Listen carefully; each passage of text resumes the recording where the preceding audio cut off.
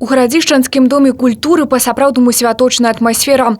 Тут пачала працаваць выстава дзіцячых творчых работ майстэрня дзядулі Мароза.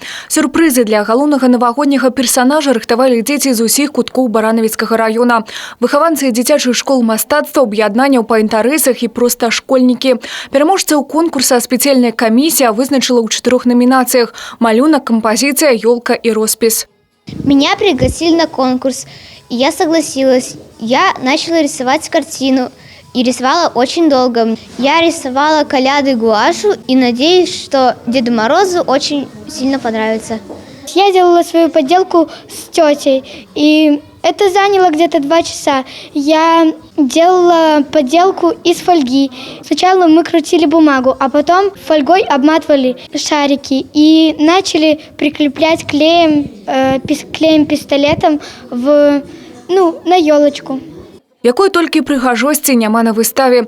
Дзеці малявалі свае карціны фарбамі, алоўкамі і крэйдамі.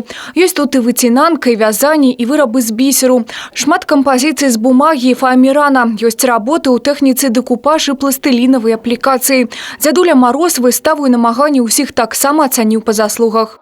Благодарю вас, детишки, за ваши старания, заботу обо мне, старом добром Дедушке Морозе.